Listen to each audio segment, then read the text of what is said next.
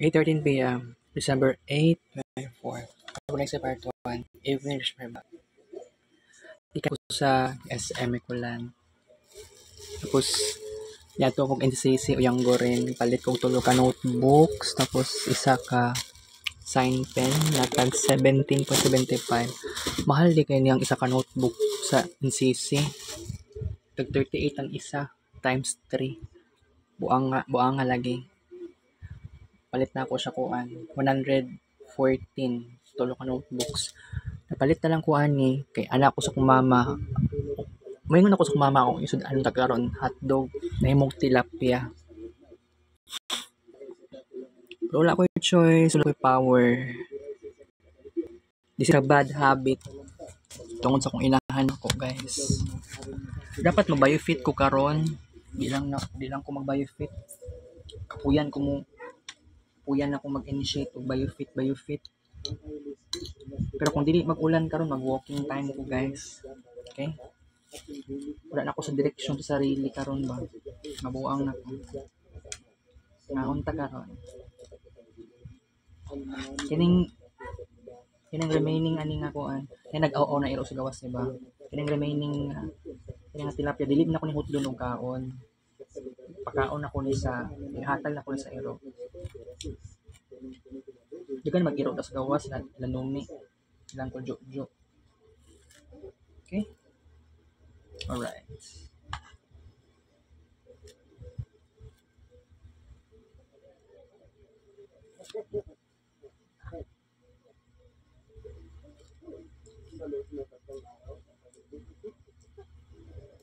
Hindi kalimitan sa Yada Terraces ay narating namin yung underground river. At ayon sa ating tour guide, malayo pa raw para marating ang region. Kaya sa oras na ito, mas immediate ang aming paglalakbay.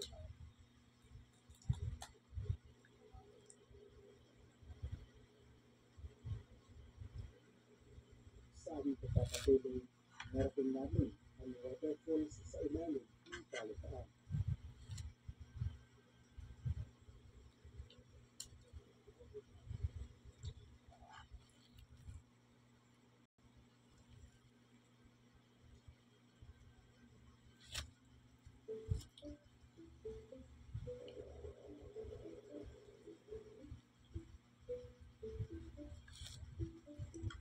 Sa klubang ito sa bayan ng Bandiga, nagaturing isang nakatagong yaman ang isang karya na nagtutupit sa ilalim ng Talutaan.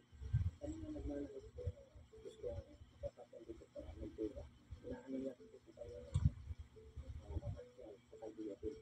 Kahit na may nangyari na nagpapalitan na kasi di pa naman ang magandang habit ng bagay.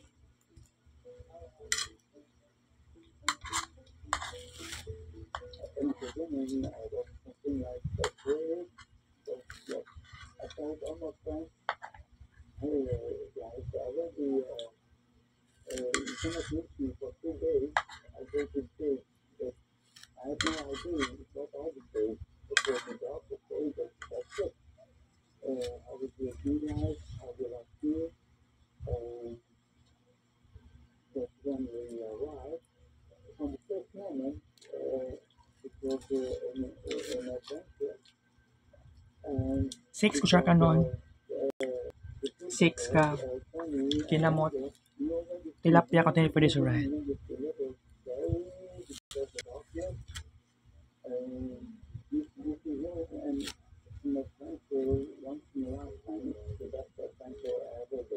I did a lot of things that was really special and nice together.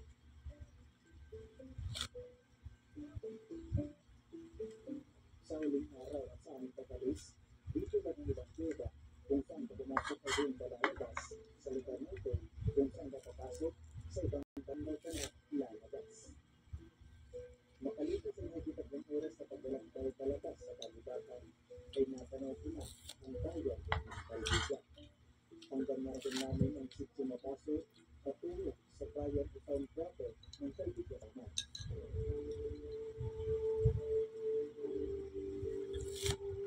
Ang lahat ng bagay sa ibabaw ng mundo ay may kaugnay sa ilalim ng Talutaan. Kung sa mundo ng mga tao may turing o rin gawa ng kalikasan. Kung sa makulay naman po ang mga bituin sa gabi nilang masisilayan, sa loob ng kuweba ang mga bituin ay masisilayan sa walang katapusan ulit. Ang mga 4 kutsara. tarantula, ahas, ibon, at iba pang mga nilalang, sila ang nag-ahari sa kaharian sa ilalim ng mundo. Kung ang bubili ay mabubuhay sa walang katapusang gulong, ang ibang mga nilalang naman na naninirahan malapit sa liwanag ay may mga paanak. Sila ay malayang namumuhay at naglalakbay at malayang lumilipad patungo sa mundo na kulay.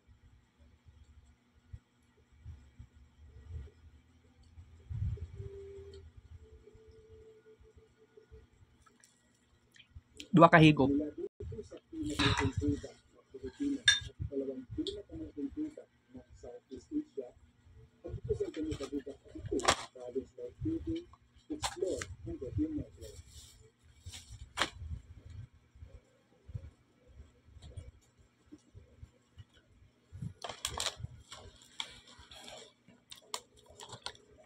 My revenge. Dili gani makuha akong gusto. Palit na lang ko ani.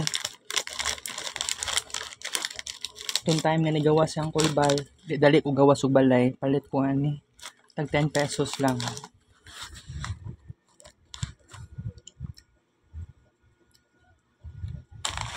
It's 8:20 PM na guys. Kaon.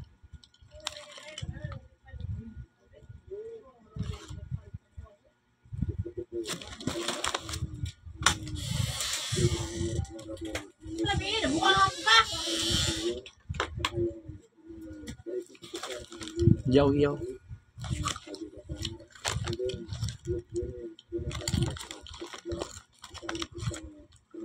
Bago sa niyo uli. Timing po. Hambrian.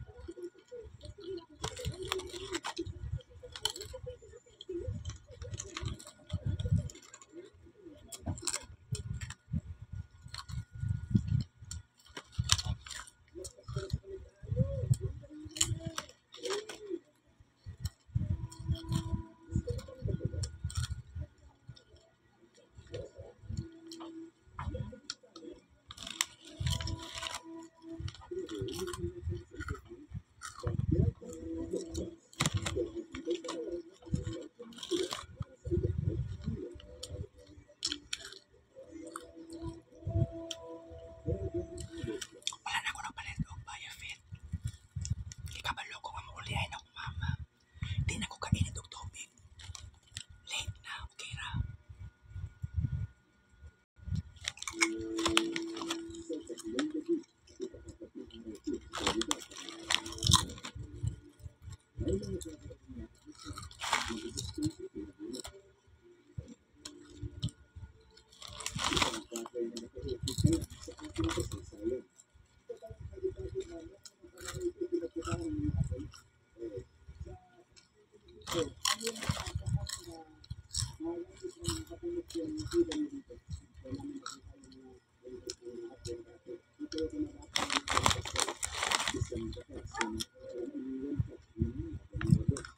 Spaceship.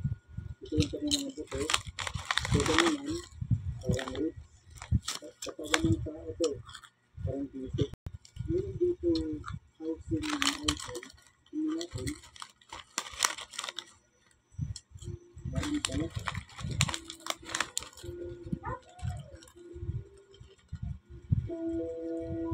Kilala ang paranas sa Mars na hindi pinapatagpuan ang tinatawag nilang fertility at cancer.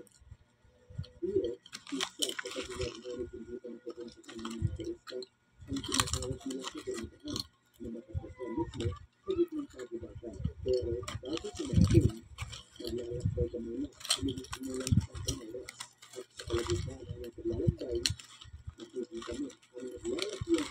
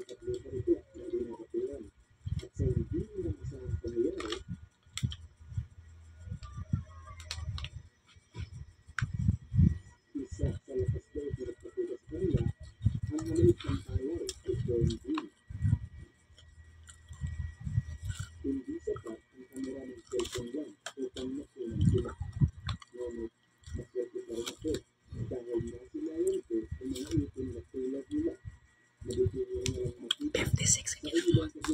Black chili.